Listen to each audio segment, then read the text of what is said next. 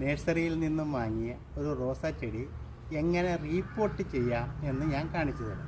അപ്പോൾ ഇവിടെ നഴ്സറിയിൽ നിന്നും വാങ്ങിയ ഒരു ചെടി ഇവിടെ നിൽക്കുന്നുണ്ട്. അപ്പോൾ ഇത് നമുക്കിത് പറിച്ച് ഒരു ചെടിച്ചട്ടിയിലോട്ടൊന്ന് മാറ്റി നടണം. ഇതിനകത്ത് പശിമയുള്ള മണ്ണാണ് വെച്ചിട്ടുള്ളത്. ഇതിനകത്ത് വെള്ളം ഒഴിച്ചാൽ വെള്ളം താഴ്ന്നു പോവില്ല. അങ്ങനെ നിന്നാൽ ഇത് ചീഞ്ഞു പോകും. അപ്പോൾ നമുക്കൊന്ന് റീപോർട്ട് ചെയ്യണം.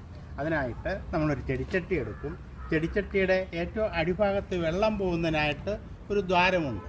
ആ ദ്വാരം നമ്മൾ നല്ല കല്ലുകൾ കൊണ്ട് ഒന്നില്ല. കാരണം വെള്ളം അടിയിലോട്ട് ചെന്നാൽ വെള്ളം പോകണം, വാർന്നു പോകണം. അതുകൊണ്ട് ആ ദ്വാരമുള്ള ഭാഗത്തോട്ട് ഈ കല്ലിട്ട് കൊടുക്കുകയാണ്. ചെറിയ കല്ലുകൾ ഇട്ട് കൊടുക്കുകയാണ് ചെയ്യുന്നത്. എന്നിട്ട് അതിനകത്തോട്ട് നമ്മൾ കുറച്ച് പോട്ടിംഗ് മിശ്രിതം ഇട്ട് കൊടുക്കും. അതായത് പോട്ടിംഗ് മിശ്രിതം തയ്യാറാക്കിയിട്ടുള്ളത് 40% മണ്ണ്, 30% മണൽ, ബാക്കി എല്ലുപൊടി, വേപ്പിൻ പിണ്ണാക്ക്, ചാണകപ്പൊടി എന്നിവ കൂട്ടിക്കലർത്തിയ ഒരു മിശ്രിതം. ഇതെല്ലാം കൂടിയാണ് നമ്മൾ ഇട്ട് കൊടുക്കുന്നത്.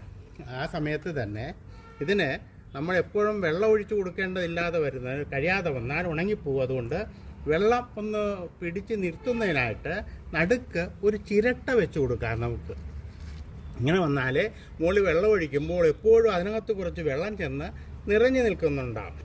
എന്നിട്ട് കുറച്ചുകൂടി പോട്ടിംഗ് മിശ്രിതം നമുക്ക് ഇത് ഇട്ട് കൊടുക്കാം.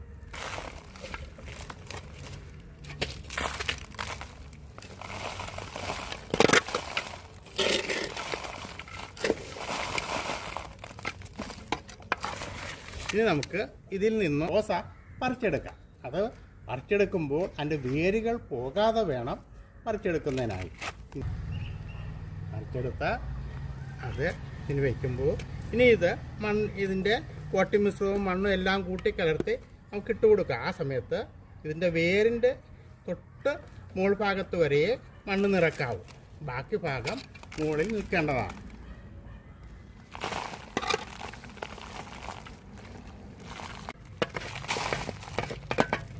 നമുക്ക് സൈഡിൽ ഇങ്ങനെ നെക്കി കൊടുക്കണം.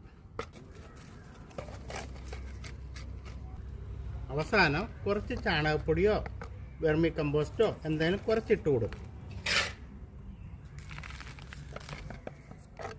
അതിനുശേഷം ഇത് വെള്ളമൊഴിച്ച് നന്നായിട്ട് കുതിർത്ത് കൊടുക്കണം.